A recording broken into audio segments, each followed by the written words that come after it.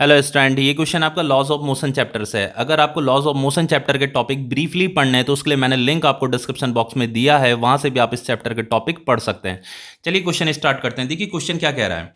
The driver of a three wheeler moving with a speed of 36 kilometre per hour sees a child standing in the middle of the road and brings his vehicle to rest in 4 second.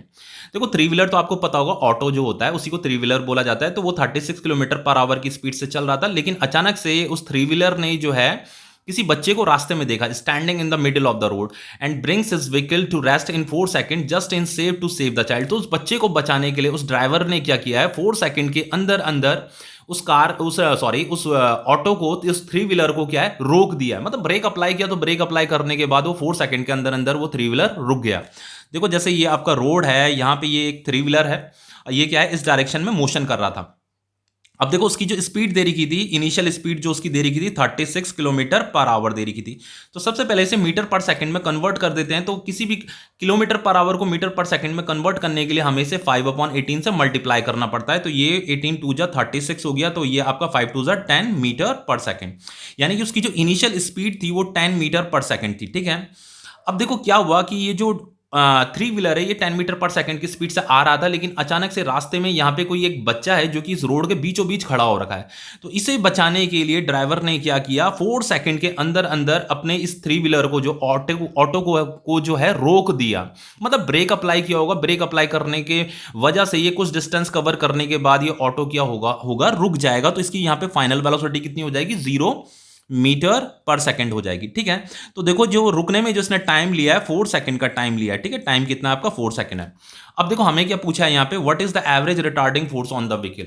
देखो ये जो vehicle है, इस vehicle को अगर रोकना है तो रोकने के लिए उसने ब्रेक अप्लाई किया होगा। तो ब्रेक, जब हम ब्रेक अप्लाई करते हैं ना किसी भी व्हीकल पे, जब ब्रेक अप्लाई होता है तो अपोजिट डायरेक्शन में एक फोर्स लगती है। तो इसी फोर्स की वजह से क्या होता है, ये व्हीकल रुक जाता है। तो किसी भी मोशन तो इस डायरेक्शन में हो रहा है, तो मोशन के अपोजिट डायरेक्शन में जो फोर्स लगता है उसे रिटार्डिंग फोर्स बोला जाता है। क्या बोला जाता है, रिटार्डिंग फोर्स।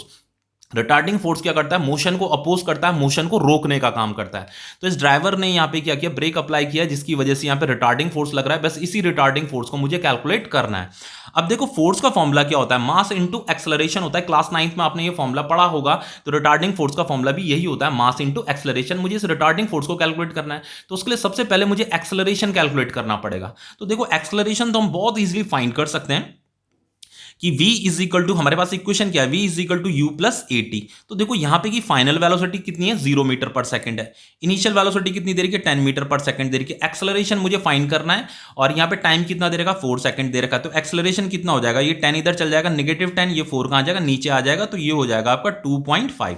तो एक्सेलरेशन आपका जो आ रहा है निगेटिव में आएगा। ठीक है, क्योंकि यहाँ पे -10 था, तो एक्सेलरेशन आपका -2.5 मीटर पर सेकंड स्क्वायर आ रहा है। ये एक्सेलरेशन इसलिए नेगेटिव आ रहा है क्योंकि फोर्स की डायरेक्शन मोशन के अपोजिट डायरेक्शन में है। तो फोर्स की डायरेक्शन अगर इधर है तो एक्सेलरेशन की डायरेक्शन भी इसी तरफ होगी। जिधर फोर्स की डायरेक्शन होगी उधर ही एक्सेलरेशन की डायरेक्शन भी होती है।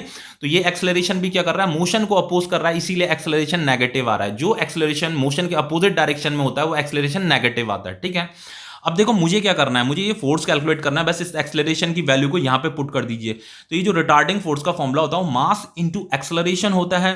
तो मास कितना दे रखा है यहां पे आपको, देखो मास, देखो ये जो ये जो थ्री व्हीलर है आपका, तो एक तो थ्री व्हीलर का मास 400 kg भी दे रखा है। ये ड्राइवर, इसके अंदर ड्राइवर भी बैठा होगा तो उसका भी मास, तो इन दोनों का मास लेंगे हम। ठीक है, तो ये 400 + 65 कितना हो जाएगा, 465 kg हो जाएगा।